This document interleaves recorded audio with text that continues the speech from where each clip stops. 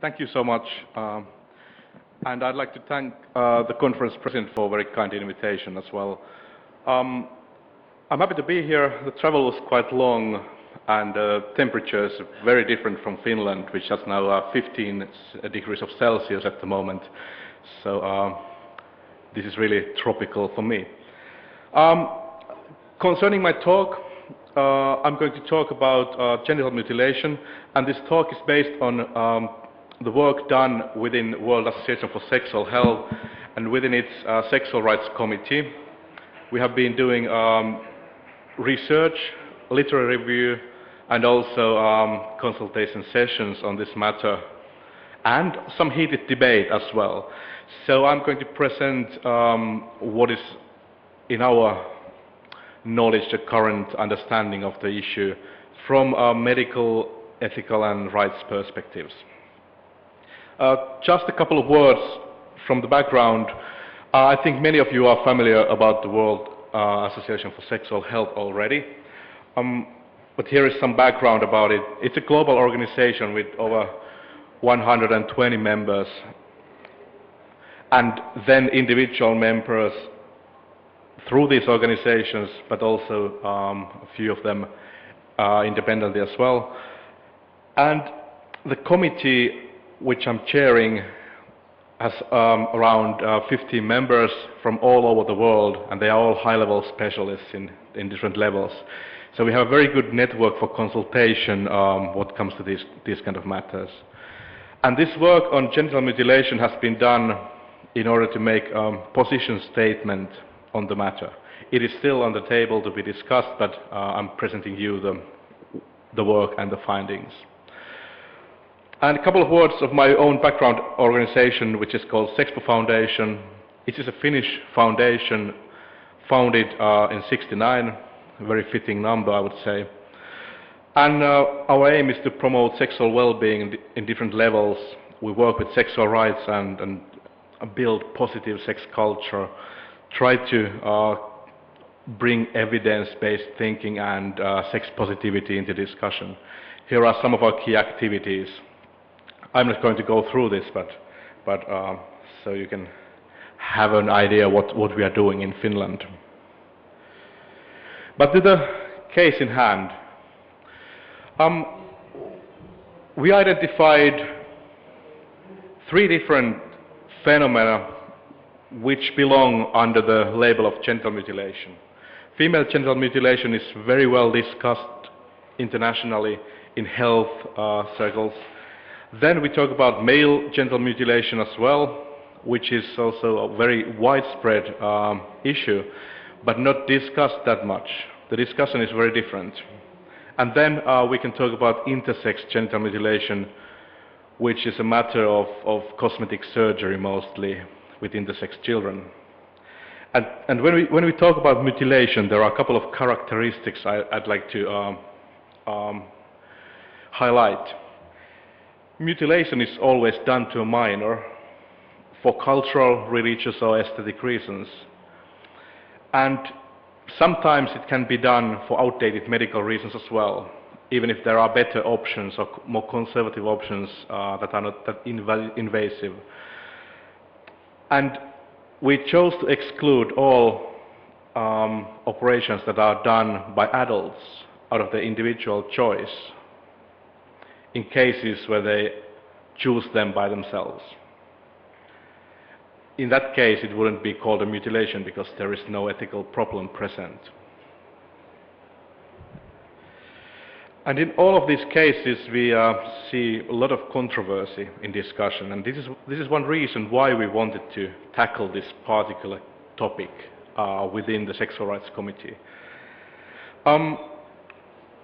At the moment, female genital mutilation is declining quite rapidly in Africa because of a lot of educational work and projects, for example. But we can see another issue coming up. It reappears among Muslims in certain countries, mostly in southeastern areas, but also in India. We have seen certain cultural pockets that do female genital mutilation, and it has been even increasing in some parts. especially with Bohra Muslim communities. And there has been pretty strong encouraging in different Muslim communities to practice this.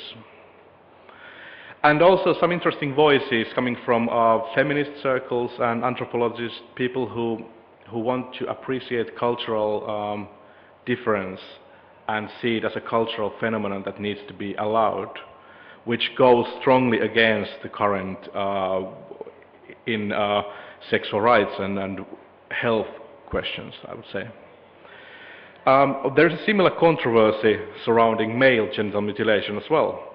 It is widely discussed at the moment, especially within medical professions, and typically the situation is that US pediatricians are against European, Canadian, Australian pediatricians. In US there is a strong culture of infant circumcision, and in these other areas it is widely opposed. But it's also a religious issue. Jews and Muslims do it in quite large numbers, and this case is very widespread in many cultures that has a strong Muslim population. But also in other countries where there is a strong US influence, like in South Korea, and also in a couple of African countries where US missionaries promote it. And then there is intersex genital mutilation, which is quite, I would say the discussion is prevalent within surgeons in medical profession, and also NGOs working with intersex people are involved in the discussion. The medical profession is quite divided, whether to do cosmetic surgery on infants or not, or on children or not. But the NGOs tend to say that it shouldn't be done unless absolutely medically necessary for health reasons, but not for cosmetic reasons. And the picture over there is about a campaign in Uganda which focuses on educating people about the dangers of female circumcision. But let's take a look about the argumentation. Here are 6 different ways to approach this matter. If we talk about pros and cons or position towards genital mutilation of any kind, the arguments typically follow these 6 areas. They are entwined, of course, so not one argument stays separately, but people tend to use different kinds of arguments to make their own position. From individual position, typically we talk about aesthetic reasons, hygiene, these kind of matters, or your own conviction or your family's conviction, these kind of things. From religious position, you might refer to the religious dogma, the texts, or the heritage, these kind of matters, and make decisions based on those. And there is also a cultural component, because in some countries genital mutilation is done only because of it's a custom. But usually these reasons are entwined, so religious, individual, and cultural reasons are there. And the other side is a bit more relevant to our discussion in the World Association for Sexual Health. There are the medical questions. Are there any benefits? What are the harms, medically speaking, this kind of discussion? And of course the rights of the patient when we talk about infants. And then there are rights discussion, which is of course connected to the medical one. What are the rights of a person, especially of a child, in this matter? And lastly, the ethical discussion. Is it right or wrong to do these kind of decisions, especially as parents to the child or on behalf of the child? And the ethical stance is quite strong also when we talk about adults. Then we talk about sexual autonomy, which means that adults should be able to do the decision, even if we discuss female genital mutilation, which is so condemned in many countries that people forget that an adult should be able to make the decision themselves Well, of course, there are other factors like pressure from culture, from family, and these kind of things. But still, the baseline is that the autonomy should be there, highlighted. In WAS discussions within these matters, we chose to stay on the right side because these other matters are very difficult to take into account when we try to create a position. Individual perspectives vary a lot, and there are different religious leaders, different religious opinions on the matter. So it is very difficult to find consensus on these matters. Of course, we can look into comparative religion studies and then say what actually religious texts say about these things, but still we wouldn't grasp the actual argumentation people make on the grounds of their own religious thinking. So we chose to stay on more scientific area, talking about medical issues and then rights issues, because World Association for Sexual Health is working with sexual rights. It's in the core of the organization, and an ethical matter as well, because our committee works with ethical questions. So these are basically the areas we have been working with when we created our position. I'll walk you through these three areas quite quickly to give you an overview of what the discussion is and what the concerns are at the moment, and to give some recommendations in the end. First of all, about medical questions. Looking into studies, we have seen that medical reasons warrant only a very small fraction of genital cutting. When it comes to vulvas, there seems to be no common reasons to cut, medically speaking. There might be some cases, but they are very limited. What comes to penises, the urologists and surgeons seem to be have a quite common stance that at least severe and prolonged infections can be treated with circumcision.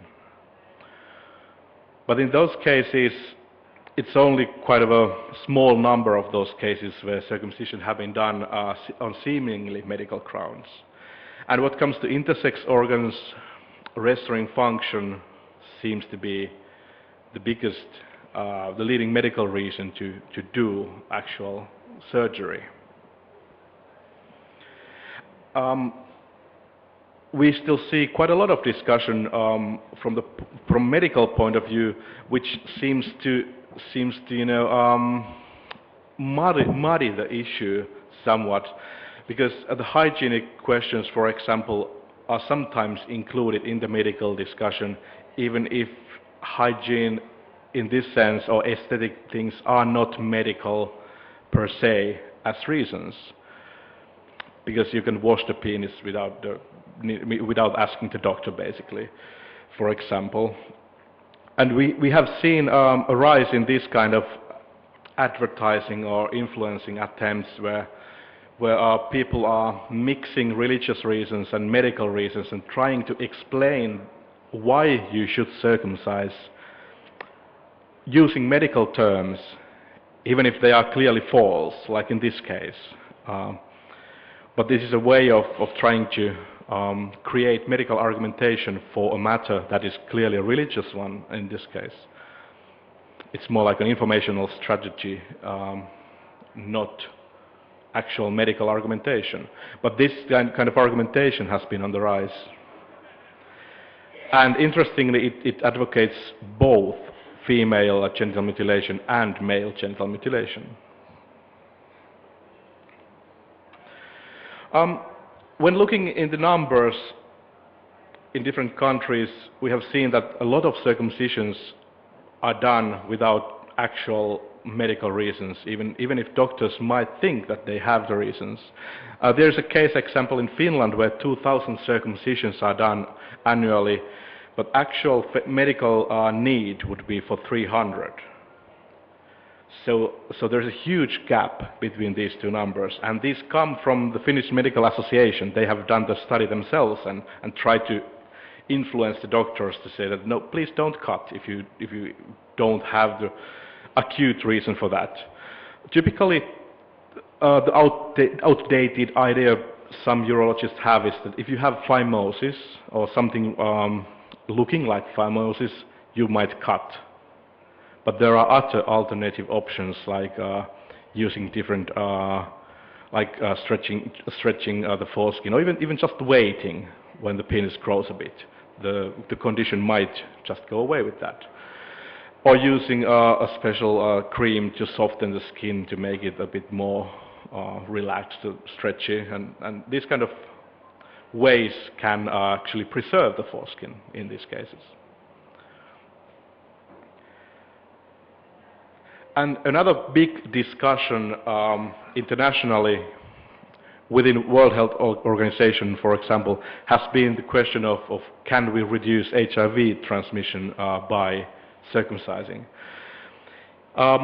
It has been quite promising because we had a couple of studies made in Africa which claim very good numbers, very good percentages of prevention. But the problem seems to be that the actual big number, the 60% of protection, was a bit of a false reading, because it was relative prevention. When there was two groups that were compared, and the numbers of HIV infections in the circumcised group and in the non-circumcised group were compared, you could see this 60% of prevention of non-transmission. But when you look at the absolute numbers, the decrease is actually 1.24. It's not significant when you make it, when you take it to population level. And the biggest criticism of this kind of studies and activities has come from epidemiological point of view, that actually these activities cannot change the transmissions from the point of view of epidemiology. The problem seems to be that in these cases it has been estimated that other alternative options are more cost effective. For example, distributing condoms would be 95 times more cost effective than circumcision. So there might be other interests in play, like business interests, that people who do circumcisions are advertising it as so. So these kind of interests make it a bit muddy to say that this is actually a working strategy, and there might be potential counter effects to the men who have been circumcised. There's a typical anti-circumcision poster, and this kind of discussion is very widely ongoing in US, for example, when now has been some more out loud discussion about what are the personal harms and problems, and it is just in the beginning. We still don't have enough studies about these matters, and the ones we have been looking in has been quite inconclusive.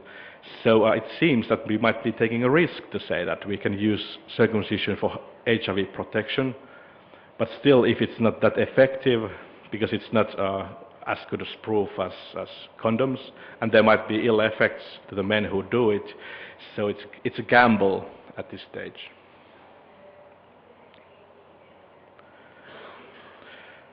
And of course, when we look into other perspectives, when we look into sexual rights perspective, it seems to be quite clear that we cannot advocate for infant circumcision or circumcision of a child.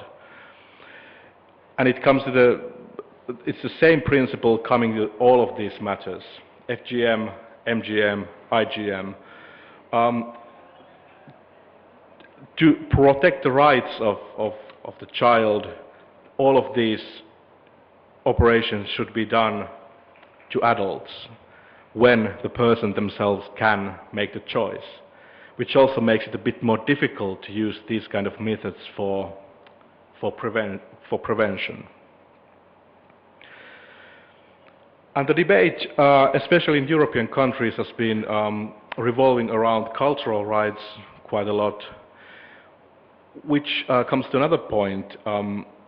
Typically, when we talk about human rights and sexual rights, the individual is the right holder in these cases.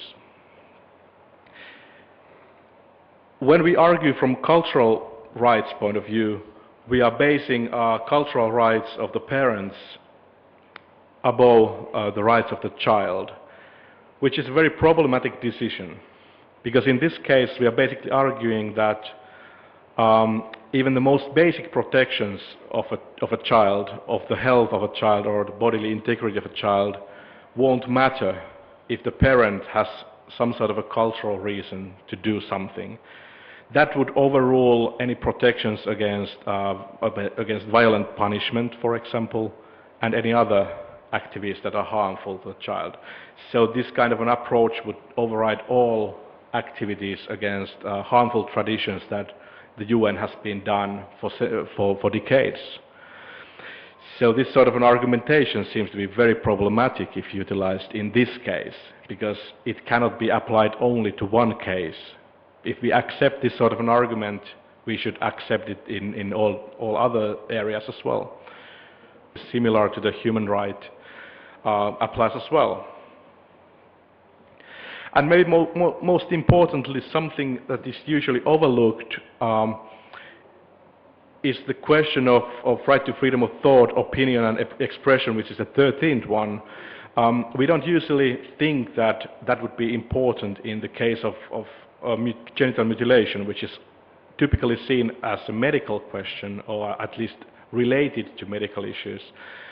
But to do a cultural or religious ceremony that cuts the body, basically stripping the child of the right to make a choice of their own cultural and religious positions when they grow up. It is not unheard that a child will make different decisions than their parents, typically. And lastly, ethical concerns. From the point of view of sexual ethics, it seems quite clear that the protection of bodily integrity against physical harm is one of the most basic ethical principles. We apply it to all of the cases. We apply it to when we combat violence. It is in the legislation. It is in the basic rights. The same principle is also included in medical ethics. And it seems that the genital mutilation towards a child, against a child, is the epitome of harm. If you think of a child who cannot defend themselves and you cut part of the child with a knife, this kind of an action cannot be described as anything else than harm from the ethical point of view. And the only way to justify these kind of actions is to have a very vital interest that we need to protect by cutting or by operating. And typically these sort of arguments are made in a way that, for example, you need to have a life-saving situation. You need to have vital health interests that are acute and absolutely necessary to justify an operation like that. Which comes to the basic questions of medical profession. What kind of procedure is justified in different kinds of settings, especially when the patient cannot express their own will? Another question that might come up in this kind of discussion about pros and cons and autonomy of the patient and decision making is vaccination. And some advocates of circumcision say that if you can vaccinate a child, you should be able to circumcise as well. But then we need to balance these questions. Vaccination has overwhelming benefits, and usually the harms and the risks are pretty tiny. And in these kind of cases, it is, I would say, more justified to say that to protect the population, to protect the community and people themselves, we can argue that it is actually an ethical duty to vaccinate instead of it being a problem that needs to be justified. I think the justification is there.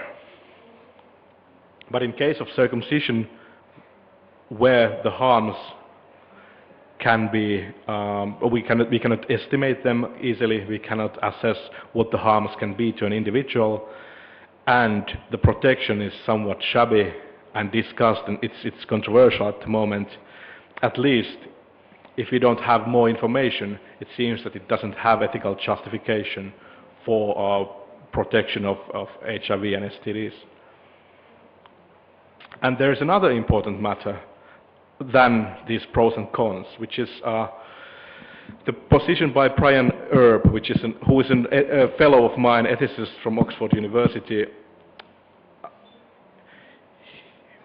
He wants to focus on different ethical matter than the pros and cons balancing. He wants to ask, should we sacrifice the idea of autonomy by this sort of pros and cons discussion? Because if we apply this idea of weighing pros and cons to any other areas of life, we probably might need to get rid of motorways and things like that. Anything that might be harmful must go in the pursuit of greater system, greater good, that would give us a slightly more beneficial situation. So this sort of a pros and cons thinking might alter our societies quite strongly.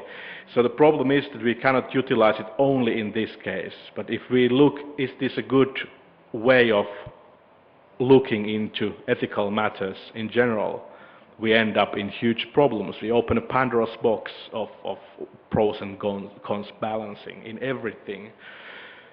And we sacrifice human autonomy. Then the state or the health organization makes all the decisions, weighing the options, not individuals. So I think Brian Erb's position, now this is my last slide, or the second last, is quite appealing to me at least. When we look into autonomy, we need to look into decision making of the child, and this creates another argumentation line, ethically speaking, to say that the child needs to have a free future, to make decisions of their own bodies themselves, not the parents, not the society, not the health organization, unless there are vital, acute, necessary medical questions in play. So lastly, here are a couple of recommendations that arise from the discussions done within Sexual Rights Committee of World Association for Sexual Health. Basically, the first recommendation is to restrict any genital alterations to adulthood if they are not medically acute and necessary. And to accompany this position, we need education about sexual rights, bodily integrity and such, to reduce harmful practices.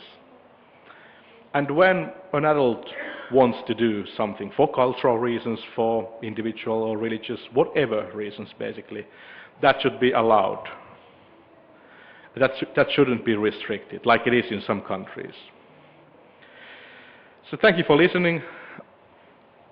This is my talk about this topic, and I wonder if we have any time for questions. Thank you, Tommi. Thank you for the nice perspective about the genital mutilation, bringing insights all the ethical, medical, and the sexual aspects, and highlighting vast initiative in the sexual health, sexual committee's position on about this, and also giving a lot of wonderful suggestions and bringing a whole perspective into a good content. The floor is open for any questions. Thanks. So I would like to ask you only one question. So what is the recommendation says that what is the age limit with which the child can give a consent? Because if a family wants to get the child circumcised, so is there any age limit they give to give the right? Or is there any other norms for this recommendations that this child should be an adult, or they can give a consent for this type of a circumcisions? Is there any recommendation? In the consultations we have been doing, I think the typical answer is that whatever is the legal, the legal age of majority in given country, it might differ, so it should be tied to this level, basically. In most of the European countries, we'd say that it would be 18 years that would mark the adulthood. And the typical question that comes up is that, is this actually too high because a teenager can do any other decisions, or many kinds of decisions, even like in 15 years or 16. The age of consent for sexual relations is 15 or 16 in many countries, Nordic countries.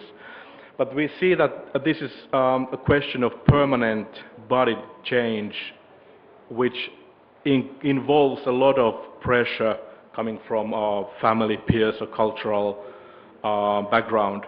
So that has been the reason to keep it at the legal age of majority. Thank you, Dr. Tommi. And may I now request Dr. Jayarani to present a certificate and a memento to Dr. Tommi, please. Thanks. Sorry, Tommi, I need to declare I'm the Deputy Co-Vice Chair of the Sexual Rights Committee, so I sit with Tommi on sexual rights, so I couldn't be classed as biased. 2 points that I'd like to pick up on. Firstly, HIV and circumcision, or HIV prevention and circumcision. One of the key things that's missed in the reading of the literature is that it has to be done at a population level, like vaccinations. If it's not done at the population level, we're never going to achieve HIV reduction, hence why it's not likely to happen. But then in talking about vaccinations, I think it's also important for us to always consider the beneficence and non-maleficence that occurs in compulsory requiring children to be vaccinated, which don't exist in the circumcision of children. So I think there are other key points for us to always keep in mind. Yeah, thank you. Christopher is my colleague in the Sexual Rights Committee. Would you like me to comment on that, or was just kind of a remark? Just a short comment. I would agree wholeheartedly with your comment. And what comes to vaccination, I think that very rigorous standards are already in place, and they should be in place to ensure the maximum benefits and risks ratio. And what comes to the circumcision studies, there has been an interesting hiccup because WHO actually recommended it as a potential protective method without these sort of rigorous studies to back it up. So it seems to be more political than medical, which is a problem in this case. And I'm not saying that it cannot be helpful or it cannot be used, but we need more rigorous work on this matter instead of this sort of an ideological warfare on the matter. Okay. Thank you very much.